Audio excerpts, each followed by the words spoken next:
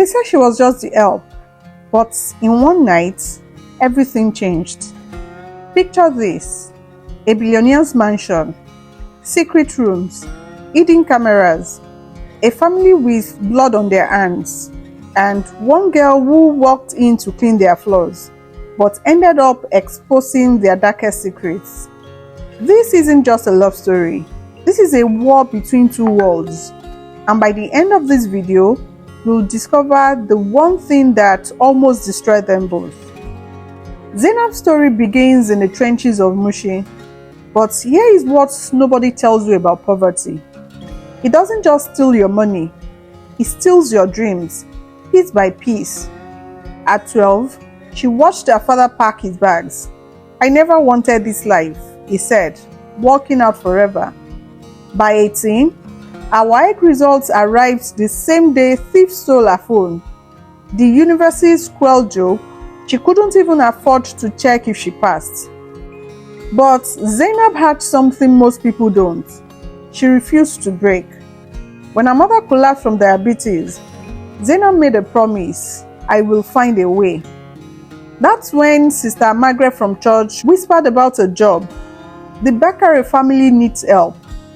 But Zainab, these people aren't like us. They have secrets. 3 bus rides later, Zainab stood before a mansion that looked like a fortress. Golden gates, armed guards, windows so dark you couldn't see inside. She had no idea she was walking into a house where nothing was what it seemed. Because the Bakares weren't just rich, they were dangerous. And the man she was about to meet, he was about to shatter every rule she thought she knew about love. Day 1, clean the floors, cook the meals, stay invisible. But this house felt wrong. Like a museum where the exhibits were still alive, still bleeding. The other staff whispered warnings: "Don't ask questions. Don't touch anything in room 12. And whatever you do, don't stare at the family photos." Because here is what Zainab discovered.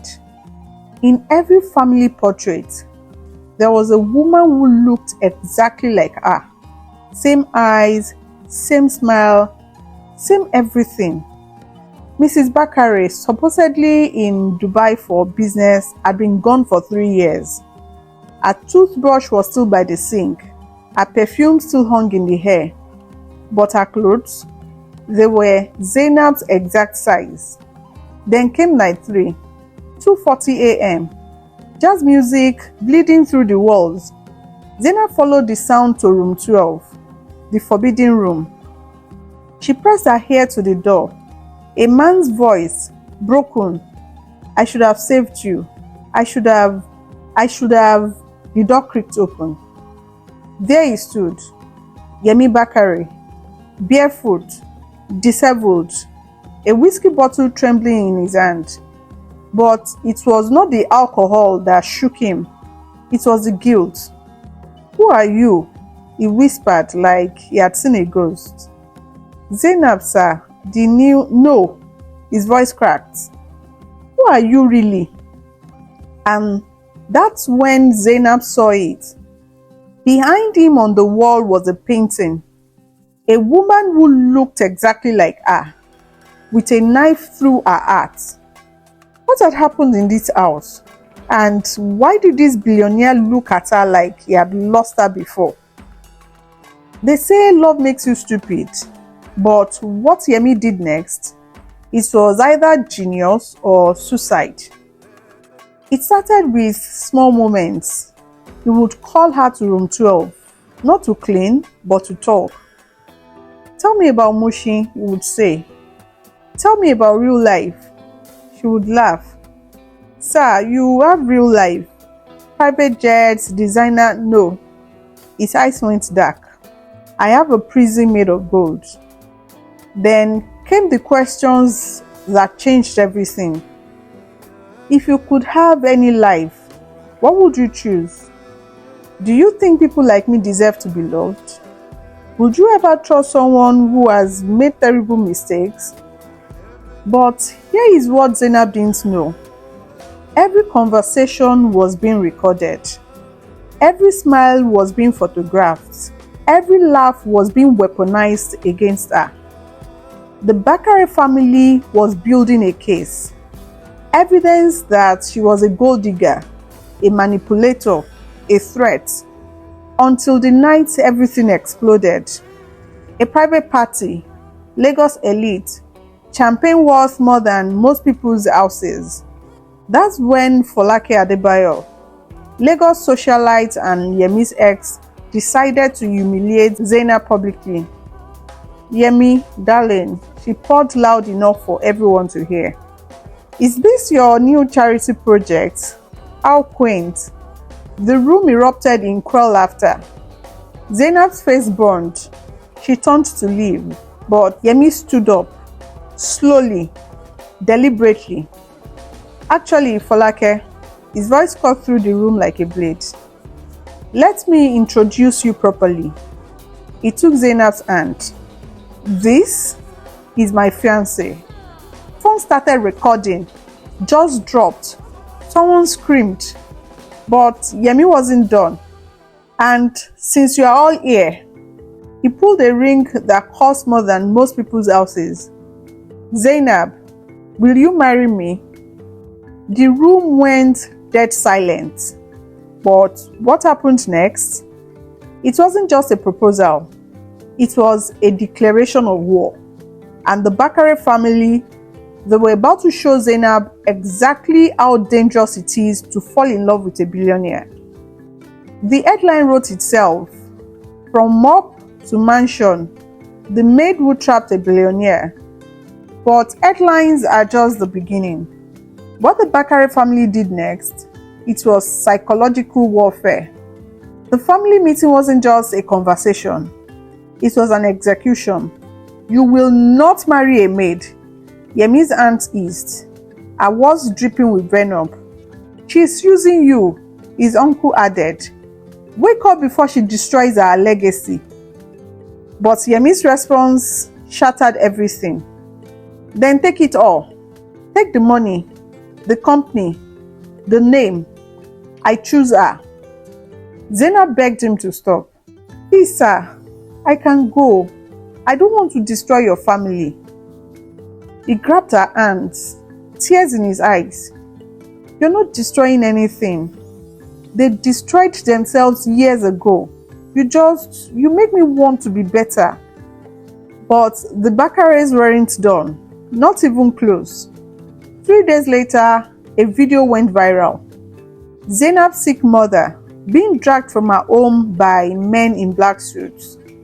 Their daughter thinks she's royalty now. One of them sneered into the camera.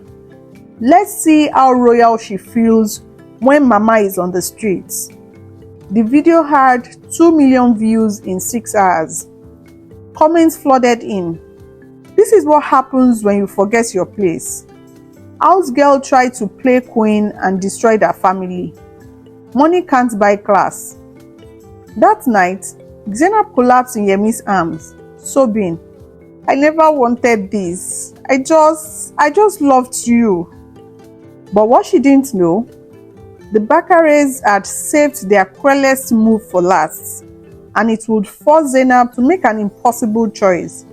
Save her mother or save her love. 2 weeks before the wedding, Zainab vanished. No note, no call, no trace. She simply evaporated.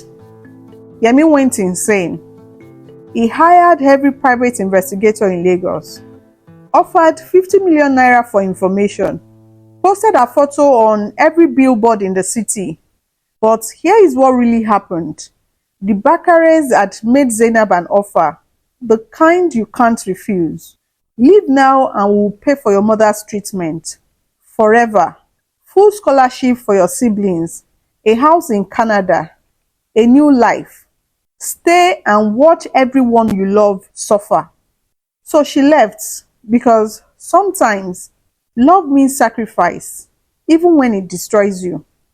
For 14 days, Yemi didn't eat, didn't sleep, didn't speak. until he did something that shocked everyone. He went on radio, live, unfiltered. Zainab, I know you're listening. I don't know what they told you. I don't know what they promised you, but I need you to know something.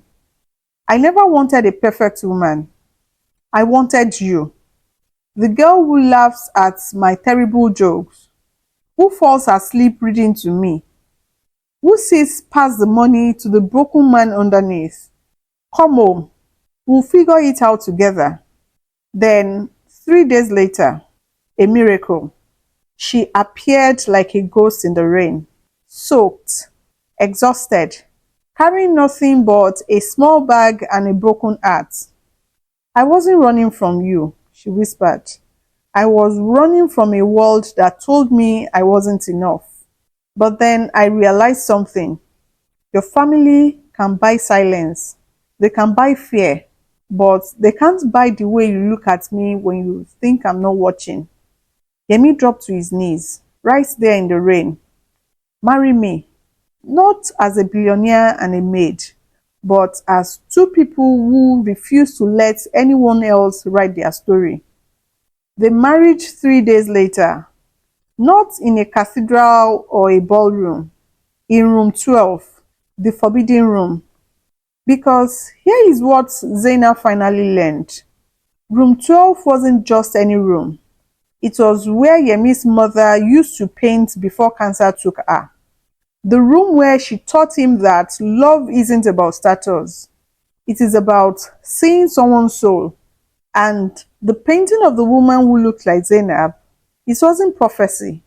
It was hope. His mother had painted it years before with a simple message on the back. For my son, love will find you when you stop looking with your eyes and start seeing with your heart. Today, Zainab runs a foundation that has transformed thousands of lives.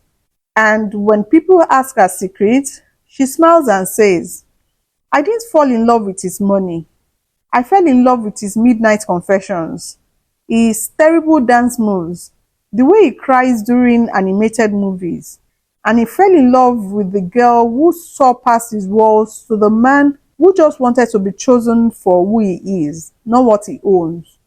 So the next time you see the girl cleaning your office, or the boy serving your table, or anyone the world has labeled not enough, remember this. In a world obsessed with status, the most revolutionary act is loving someone exactly as they are. Because sometimes the greatest love stories don't start with once upon a time. They start with I see you.